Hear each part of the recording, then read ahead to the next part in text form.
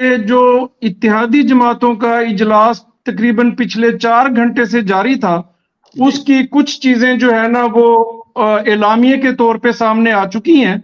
और उसमें जो सबसे बड़ी ब्रेकिंग न्यूज है वो ये है कि जो इत्तेहादी जमातों के इजलास में इस चीज पर मुशावरत मुकम्मल कर ली गई है कि चीफ जस्टिस ऑफ पाकिस्तान और उनके दो साथी जजेस हैं, उनके ऊपर जुडिशनल मिसकंडक्ट के तहत जो है वो रेफरेंस दायर किया जाएगा। ये अभी राना सनाउल्लाह साहिब ने भी इस चीज को तकरीबन दबे अल्फाज में कंफर्म कर दिया है।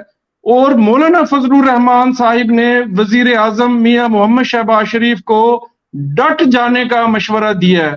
और तमाम सियासी जमातों के जो कायदीन है, जो इत्तेहादी जमातों को रहनुमा है, उन्होंने पार्लिमान की बालादस्ती को हर सूरत में मुकद्दम रखने का फैसला किया है।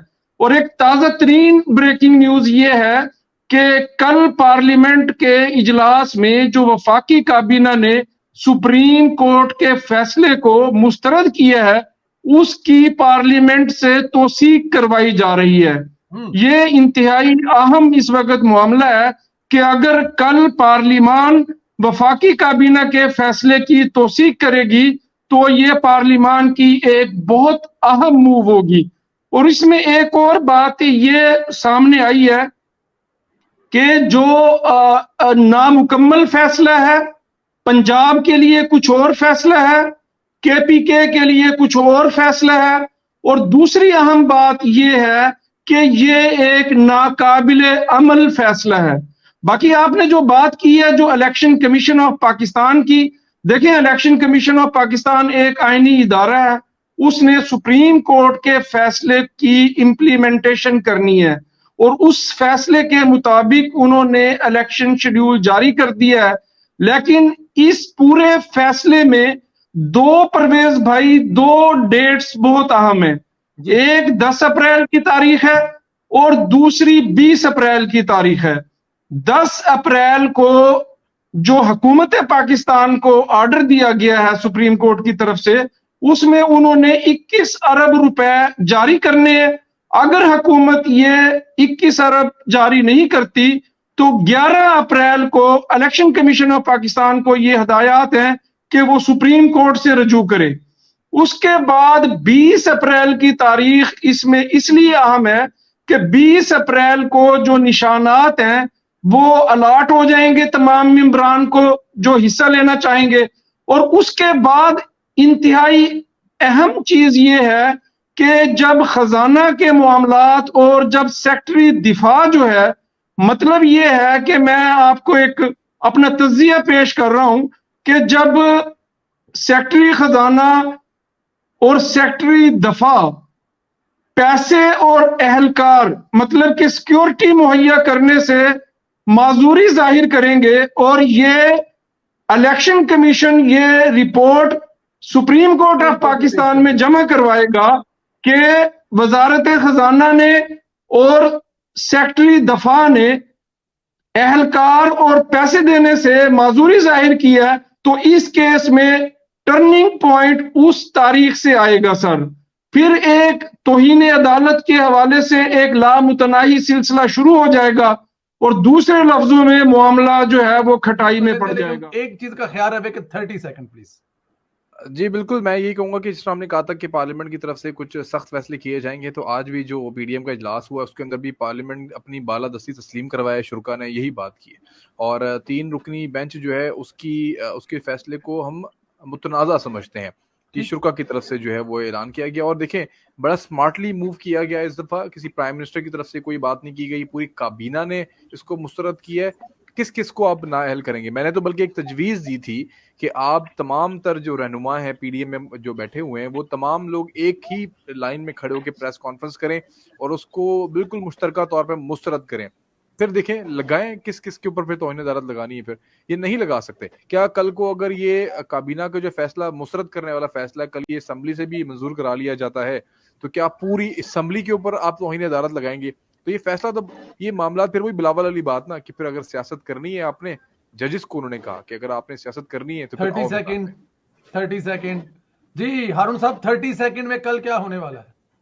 सर कल जो है आप जो पार्लियामेंट के अंदर जो स्पीचेस सुनेंगे ना सर, वो इंतहाई धुआंधार होंगी। पार्लियामान एक और करारदाद मंजूर करेगी और वफाकी काबीना के फैसले की तौसीक की जाएगी। बाहर की प्रेस कॉन्फ्रेंसिस से कहीं ज्यादा ये है कि पार्लियामेंट के अंदर खड़े होके पूरी कुव्वत के साथ जो है पार्लियामान की और सिविल सुपरमेसी की बात की जाएगी और और उनका पार्लियामेंट पैगाम से तक पहुंचाया अदलिया जाएगा। पर प्रेशर बढ़ाया जाएगा। बिल्कुल ठीक है, अदलिया तक। 30 सेकंड शाह साहब।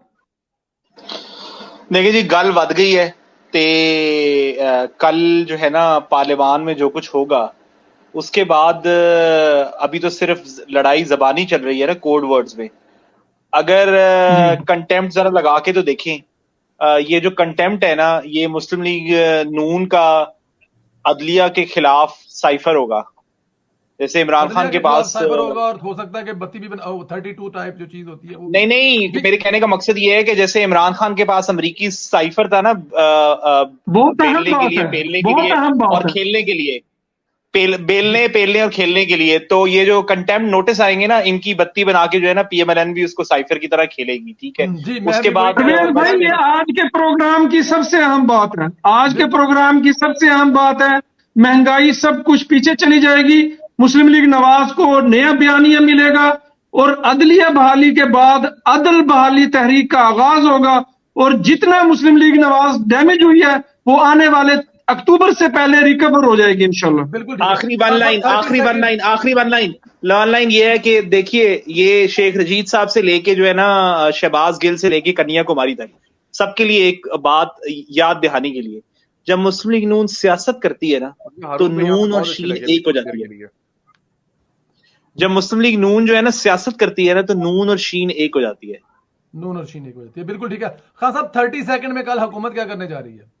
सर हुकूमत कोशिश करेगी कि अपनी डोमेन वापस लाए। जैसे पहले कहते थे कि फौज जो है बैरक्स में वापस जाए, तो यहां पर जो एलामिया बनेगा वो है कि जज वापस अपने चैम्बर में जाए। वो कहां आकर के खेल रहा है भाई, किस डोमेन में वो खेल रहे हैं? जुरिस्डिक्शन को वायलेट किया हुआ है इन लोगों ने। Thank you. बिल्कुल ठीक है। मेरा यह ख्याल है जी कि कल पाकिस्तान की 75 साल की तारीख में बड़े अहम दिनों में से एक दिन होगा। पार्लियामेंट या तो हमेशा के लिए अदलिया के नीचे लग जाएगी और आराम से वो जो कहते रहेंगे वो करेंगे और अपने सारे इख्तियार भी उनको दे देंगे, या फिर उनको वापस, इससे पहले हम लफ्ज यूज करते थे कि बैरकों में वापस चले जाएंगे, लेकिन यहां पर उनसे कहा जाया करेगा जी अपने कोर्ट्स में वापस चले जाएंगे। और अगर कल किसी जगह पे कोई भूल चूक हो गई हुकूमत से, क्या इलेक्शन कमीशन कोई इस तरह की गेम कर रहा है? क्योंकि खान साहब आपसे ही सवाल है कि जो इलेक्शन कमीशन का वकील है वो तो कह रहे हैं कि कबूल ही नहीं है फैसला ये।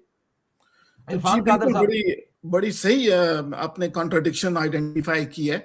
और ऐसा अगर हम अवामी अंदाज में ये कहेंगे कि इलेक्शन कमीशन ऑफ पाकिस्तान किसी किस्म की सियासत में या किसी ऐसे मामले में है, तो ये थोड़ा सा उनके मामले में ये दुरुस्त नहीं होगा, क्योंकि वो तो एक मुलाजिम इदारा है और उसकी सियासत से कोई ताल्लुक नहीं है। हाँ, अलबत्ता है कि पॉलिटिकल नॉइज को मैनेज करने के लिए, इस हंगामे को मैनेज करने के लिए जो एक पावरफुल स्लोगन उनके हाथ आ गया है पीटीआई के कि जनाब इलेक्शन दो, अब इलेक्शन की हमें इलेक्शन के अलावा और कुछ नहीं है। आपको इसमें एक चीज ऐड कर दूं खान साहब, माफी चाहता हूं। कल हसन अयूब ने कहा था कि ये सुप्रीम कोर्ट ने इमरान खान को एक एक्चुअली बयानिया बना के दिया, इलेक्शन कोई नहीं उन्हें, लेकिन बयानिया बना दिया है।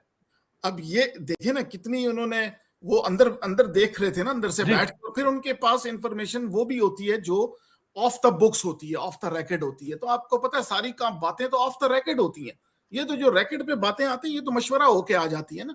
तो इसमें हमारी दानिस्त में जमहूरी अवाम के हवाले से ये है कि स्केजुअल दे दिया जाए पॉलिटिकल हीट को मैनेज करने के लिए, और हालात साजगार हों, मामलात उस हिसाब से फाइनेंशियली और सिक्योरिटी के ठीक हों, तो उसको कैस्केड करके, यहाँ बिजनेस लैंग्वेज में एक लफ्ज यूज किया जाता है टेंटेटिव, यानी आप अपने यूज करते हैं, अब हमारा इरादा है जी कि इस महीने में हम ये कर लें।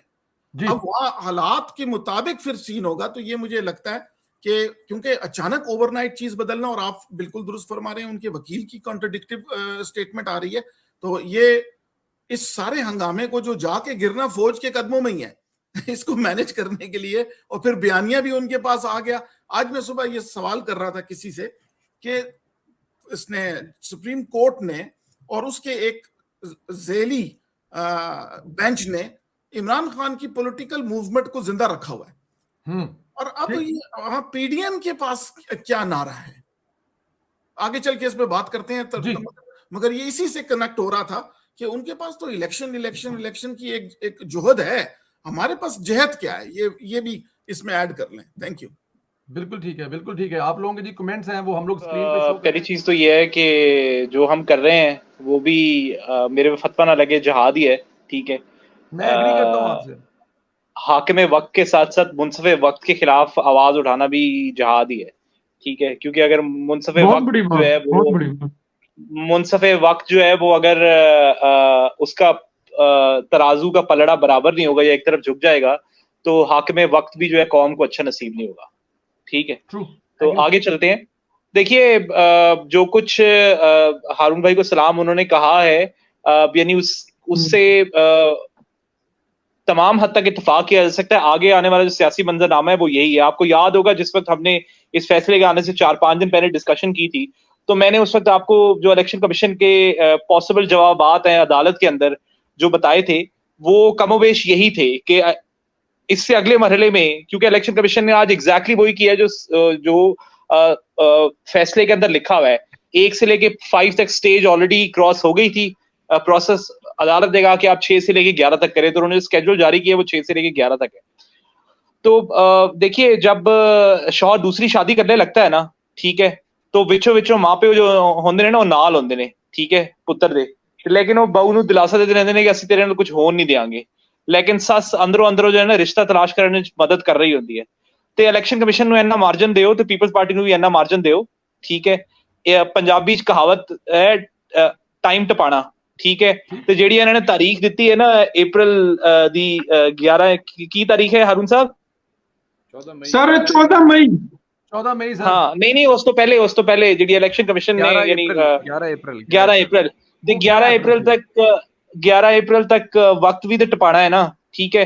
ते जेड़ा की ना है हाकिम सॉरी मुनसफे वक्त है, गवर्नमेंट ने उसको अपनी तरफ उसकी तवज्जो मरकूज रखनी है ताकि वो सींग लेके हुकूमत के पीछे पड़ा रहे, वो अपने इदारे में जो गाजी ग्रुप है उसकी तरफ ना जाए, ठीक है। तो स्ट्रैटेजी पॉलिटिक्स के अंदर बहुत अहम होती है, ठीक है, नंबर 1। अच्छा देखिए दूसरी चीज जो है ना, पाकिस्तान मुस्लिम लीग नून या जो हुकूमत या पाकिस्तान मुस्लिम लीग नून या पीडीएम की जो इत्तेहादी जमातें हैं, क्योंकि वो इस केस के अंदर सियासी फरीक नहीं थी, ठीक है, क्योंकि उनको सुना नहीं गया, क्योंकि एक पॉलिटिकल पार्टी की पिटीशन ये थी और उसके ऊपर बाकी सियासी जमातों को फरीक बनने का मौका नहीं दिया गया, उनका मौकफ नहीं सुना गया, तो उनके ऊपर इलेक्शन ये जो फैसला है अदालत का ये बाउंड नहीं है। इसके लिए हुकूमत बाउंड है और इलेक्शन कमीशन बाउंड है, हुकूमत भी डायरेक्टली बाउंड नहीं है, ठीक है। तो इसलिए वो इसको रिजेक्ट भी कर सकते हैं, वो इसके खिलाफ एहतजाज भी कर सकते हैं, वो इसके खिलाफ तकारीर भी कर सकते हैं। कंटेम्प्ट नोटिस जब आएंगे तो जिस तरह हम एक बहस करते थे कि इमरान खान को गिरफ्तार कर लिया तो वो पॉपुलैरिटी की एक और वेव पे चले जाएंगे, तो इसी तरह कंटेम्प्ट नोटिस जरा अदालत देखे तो देखे, ठीक है। उसके बाद फिर यानी इमरान खान और हमारे दरमियान ऑलरेडी वो फर्क जो है वो टापा गया है मकबूलियत का, उसमें जो 19-20 का फर्क है उसमें हम कोई जो है ना 50-55% ऊपर निकल जाएंगे। तो मेरे ख्याल में अगले जो 8-10 दिन की गेम है ना वो हुकूमत वर्सेस अदालत होगी, जब तक दूसरी तरफ से कोई प्रेम पत्र नहीं आ जाता, ठीक है। तो इलेक्शन कमीशन का मजबूरी है उसको इसका मार्जिन दे कि वो जब तक हुकूमत या सुप्रीम कोर्ट के अंदर जो जारी कानूनी जंग है या सियासी जंग है उसमें जब तक दूसरा फरीक या हुकूमत की तरफ का फरीक कोई अगली चाल चल नहीं देता, इलेक्शन कमीशन डायरेक्टली सामने खेल नहीं सकता, ठीक है। तो जो गुज़श्ता 2 दिन के इवेंट्स हैं और जो आज इलेक्शन कमीशन किसी किस्म की कोई पार्टी नहीं बन सकता जी। तो देखिए ना, एक तरफ इरफान कादिर साहब को इलेक्शन कमीशन ने छोड़ा हुआ है, ठीक है, पब्लिक डोमेन में, सॉरी मैं इरफान कादिर मेरे भाई ने छोड़ा हुआ एक गलत वर्ड है, कहने का मकसद है कि इरफान कादिर साहब को महाज में उतारा हुआ है। दूसरी तरफ जो इलेक्शन कमीशन है वो उसने आज अमल दरामद करने का ऐलान कर दिया है। इसी तरह पीपल्स पार्टी है, यानी वो इंतखाबात में जाने की बात तो कर रही है, वो टिकटें भी